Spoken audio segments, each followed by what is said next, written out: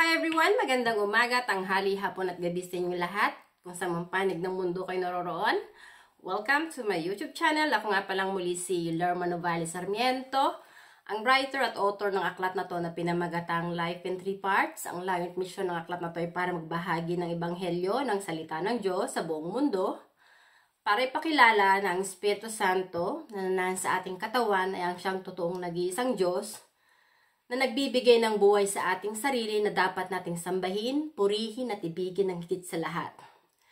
At sa araw na to, ang topic ko ay Message from God, Relihiyong Romano-Katoliko, Kulto ng Satanismo. Gusto kong ibahagi sa inyo na ang mga aral ni Kristo ay nagmula sa banal na spirito, sa Espiritu Santo na nananahan sa kanyang katawan, dahil yung katawan ni Kristo ay templo ng Espiritu Santo. At si Kristo ay hindi nabubuhay para sa sarili lang niya.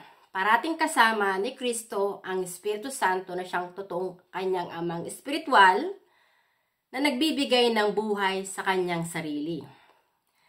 At kay Kristo ko nakita ang katotohanan na bilang tao, hindi ako nabubuhay para sa sarili ko lang dahil yung aking katawan ay parehas ng katawan ni Kristo na templo rin ng Espiritu Santo. At ang Espiritu Santo na nasa sa aking katawan, ang siyang totoong amang espiritual ng aking kaluluwa at ang siyang Diyos na aking pinaglilingkuran at sinasamba. Gusto kong ibahagi sa inyo na ang relihiyong Romano-Katoliko na dinala ni Ferdinand Magellan ay hindi sumasamba, umiibig at nagpupuri sa Espiritu Santo, kundi sa demonyong si Satanas. Sinabi ng Panginoon, "Many of my people have been lost because of lack of knowledge." Honestly, dahil nalinlang ni Ferdinand Magellan ang ating mga ninuno na sumamba sa mga rebolto, santo-santon at Diyos-Diyosan, ang mga tao sa ating bansa ay nawala ng pagkaunawa na ang nagbibigay ng buhay sa kanilang sarili ay mismong ang Espiritu ng Panginoon. Espiritu ng Espiritu Santo. Hindi yung mga rebolto, santo-santuhan at Diyos-Diyosan. Ang mga pari ay mga bulaang propeta na silang nanlinlang sa ating mga ninuno kung kaya tayo ay sinakop ng mga Espanyol. Ang umiidolo sa mga pari, iniidolo ang mga rebolto, santo-santuhan at Diyos-Diyosan, ay mga antikristo na lumalapastangan sa Espiritu Santo. Hindi sinasamba ng mga pari ang Espiritu Santo sa kanilang puso na kanilang Diyos. Dahil ang Diyos ng mga pare ay ang demonyong si Satanas na sinungaling. Hindi nila tinanggap ang Espiritu Santo sa puso nila na siyang Diyos na nagbibigay ng buhay sa sarili nila. Hindi nila tinanggap ang Espiritu Santo kay Kristo. Ang mga pare ay nangahas mangaral ng salita ng Diyos na hindi naman sila pinahintulutan ng Espiritu Santo. Yung mga gawa ng mga pare ay lumalapastangan sa Espiritu Santo. Ang katuruan ni Kristo ay hindi nagmula kay Kristo, kundi mismong sa Espiritu Santo na nananahan sa katawan ni Kristo. Kaya si Kristo ay nagsasalita patungkol sa Espiritu Santo. Itinataas ni Kristo na ang kanyang katawan ay templo ng Espiritu Santo at ang kanyang mga salita ay nagmula sa Espiritu Santo na nananahan sa kanyang katawan na siyang totoong ama ni Kristo na nagsugo kay Kristo. Sinabi ni Kristo ang kasalanan na walang kapatawaran ay kapag nilapastangan mo ang Espiritu Santo. Ang hikayatin mo ang mga tao na sumamba sa mga rebolto, santo-santuhan ay wala yang kapatawaran sa Espiritu Santo. Dahil ang Espiritu Santo ang nag-iisang Diyos na dapat lang sambahin ng tao sa kanilang puso, sa kanilang katawan, sa kanilang isipan, na siyang amang espiritual ng kanilang kaluluwa. Ang rebolto na dinala ni Ferdinand Magellan na Santo Niño ay walang kakayahan na lumikha ng buhay at magbigay ng buhay. Ang relihiyong Romano-Katoliko ay kulto ng demonyong si Satanas at ng mga bulaang propeta na siyang dumating sa ating bansa na nagnakaw sa ating bansa at sinikil ang kalayan at kapayapaan. Narito na tayo sa huling panahon. Bilang isang tinawag ng Banal na Espiritu, ito yung mensahe ng Banal na Espiritu para sa mga ulupong na siyang leaders ng Roman Catholic. Kayong mga ulupong, kayong mga pare ay mga antikristo na lumalapastangan sa Espiritu Santo. Hindi kayo patatawarin ng Espiritu Santo at ang inyong mga araw ay bilang na. Lahat ng simbahan ng relihiyong Romano-Katoliko na dinala ng demonyong si Ferdinand Magellan na naghasik ng kadiliman sa ating bansa ay wawasaki na ng taong bayan. At ang mga pare na nagmamataas at nagmamayabang sa mga totoong leader na may pagpapahalaga sa kaluluwa ng kanilang kapwa, na umaayon sa mga masasama dahil ang Roman Catholic leaders, honestly, masasama sila dahil magnanakaw sila, ninakaw nila ang ating lupa, at sinikil nila ang kalayan at kapayapaan sa ating bansa. Ang Roman Catholic leaders, honestly, ay mga ulupong, mga ahas, mga magnanakaw, mga bulaang propeta ng demonyong si Satanas na nagmamataas at nagmamayabang sa Espiritu Santo.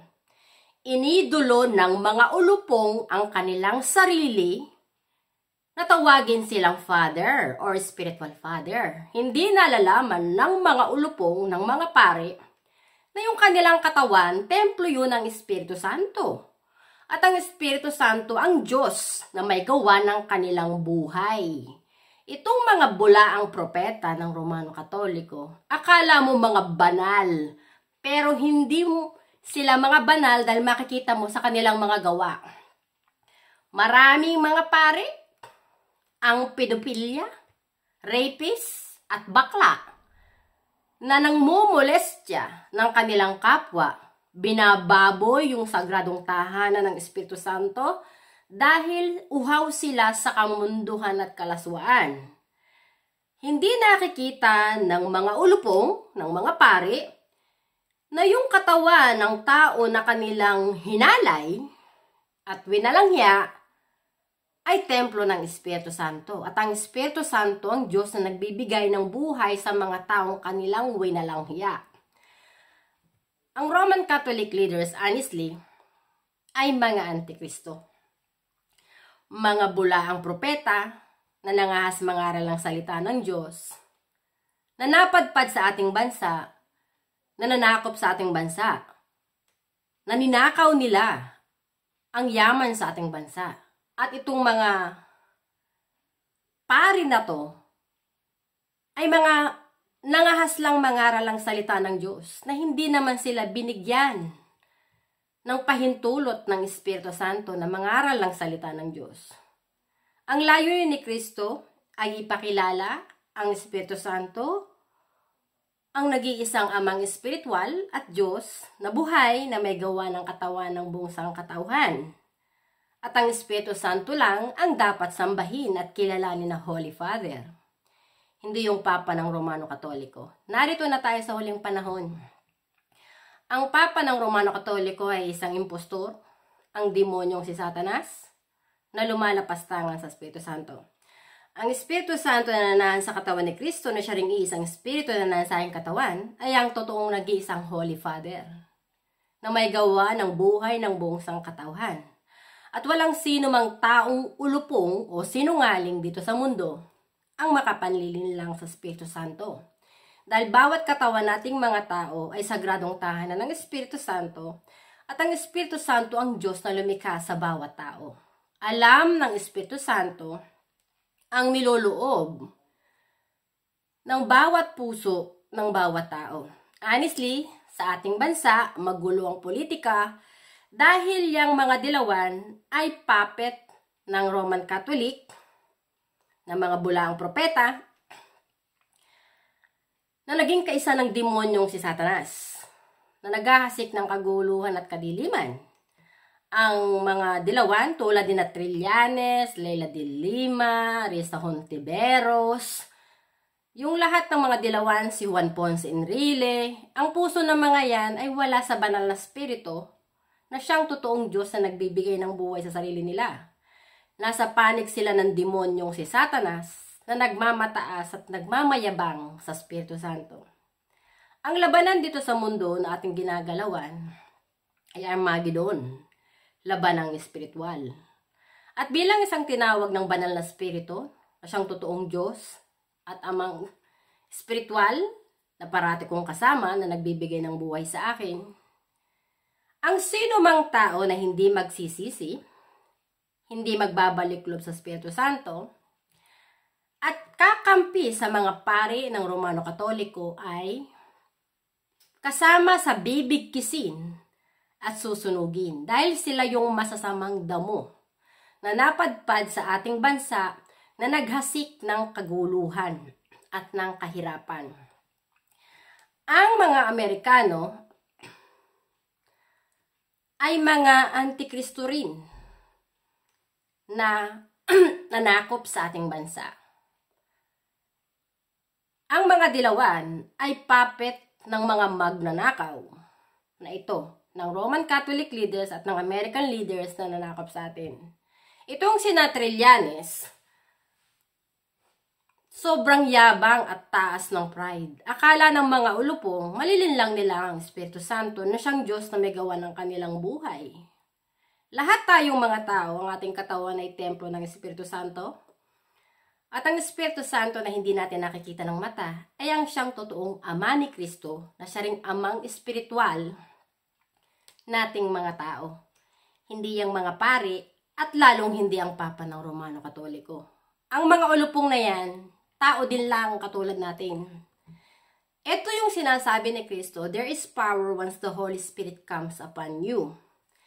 Dahil tinanggap ko ang katotohanan kay Kristo, na templo ng Espiritu Santo ay katawan, ang Espiritu Santo na nasa katawan ang siyang nagsasalita para magpahayag ng katotohanan na siya lang ang nag-iisang Diyos na dapat sambahin ng bawat tao at kilalanin na Holy Father. Mamamatay ang sinumang mangahas, mangaral ng salita ng Diyos na hindi tumanggap sa Espiritu Santo at hindi rin pinahintulutan ng Espiritu Santo. Wala itong kapatawaran. Nilapastangan nila ang Espiritu Santo. Ninakaw nila ang salita ng Espiritu Santo para linlangin ang kaluluwa ng kanilang kapwa. Sa banal na kasulatan at sa mga salita ni Kristo, wala si Kristong itinuro na sumamba ka sa mga rebolto, santo-santuhan at Diyos-Diyosan. Wala si Kristong isinaad sa banal na kasulatan na patungkol sa Holy Catholic Church. Ang katolikong relihiyon ay kulto ng demonyong si Satanas. Hindi kayo maliligtas ng Papa ng Romano Katoliko at ng mga pari dahil ang mga pari ay mga bulaang propeta at antikristo na lumalapastangan sa Espiritu Santo, na nangahas mangaral ng salita ng Diyos na hindi naman nila tinanggap ang Espiritu Santo kay Kristo at hindi rin sila pinahintulutan ng Espiritu Santo. Honestly, bilang na ang araw ng mga pari na silang mga antikristo na nagpapako at nagpapatay kay Kristo. Bilang na rin ang mga pari na nanakop sa ating bansa. Dahil lulupigin na sila ng taong bayan sa ating bansa. Ang Espiritu Santo lang ang nag-iisang Diyos ang dapat sambahin, purihin at ibigin ng higit sa lahat. Hindi ang rebolto ng Romano Katoliko na siyang dinala ni Ferdinand Magellan. Gumising kayo sa katotohanan. Kung gusto nyong maligtas ang inyong kaluluwa at makapasok sa langit, kailangan nyong magsisi at magbalik loob sa Espiritu Santo at kilalanin nyo sa puso nyo na ang inyong katawan ay sagradong tahanan ng Espiritu Santo. Tumalikod kayo sa paggawa ng masama. Hindi kinalulugod ng Panginoon ang magnakaw ka ng lupa ng hindi mo pag-aari. Ninakaw ng mga Roman Catholic leaders ang lupa sa ating bansa na siyang lupang hinirang ng banal na Espiritu ng Espiritu Santo. Ninakaw ng mga Amerikano ang ating lupa at inalipin din tayo ng mga Amerikano. Ang Espiritu Santo ang siyang nag-iisang Diyos, ang siyang naghuhukom. Na ipinahayag ng Espiritu Santo sa akin na sabihin ko ito. Ito yung mensahe ng Panginoon, ng banal na Espiritu. Ang mga Roman Catholic leaders na dumating sa inyong bansa, at ang mga Amerikano na dumating din sa inyong bansa, nananakop sa inyong bansa, ay mga demonyo at kampo ng kadiliman na dapat nyong lupigin. Yung mga kumampi sa kanila, yung mga dilawan, ay demonyo rin ang puso ng mga yan na lumalapastangan sa akin. Yan yung mensahe ng Espiritu Santo na siyang Diyos na nagbibigay ng buhay sa akin. Tapos na yung kayabangan at kataasan ng Roman Catholic leaders at ng American leaders. Dahil ito yung katotohanan.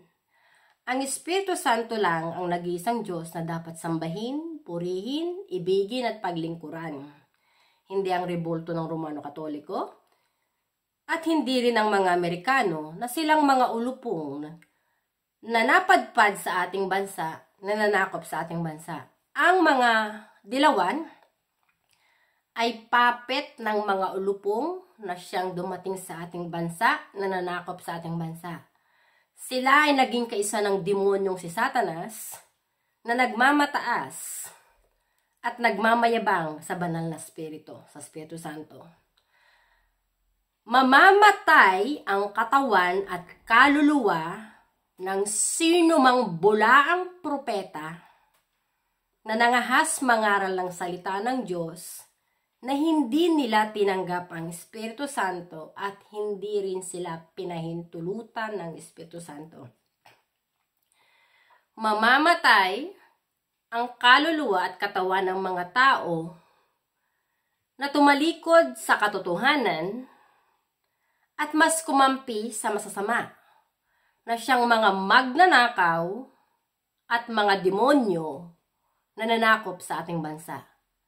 Bilang na ang araw nila. Ang Espiritu Santo, ang kataas-taasang Diyos, nananahan din sa aking katawan, ang siyang tumawag sa akin para magsalita at ipahayag at ipakilala na siya lang ang nag-iisang Diyos.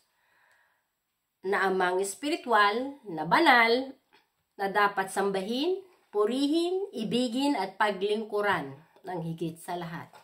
Maraming salamat sa inyong pakikinig at hanggang sa muli. Bye! Thank you!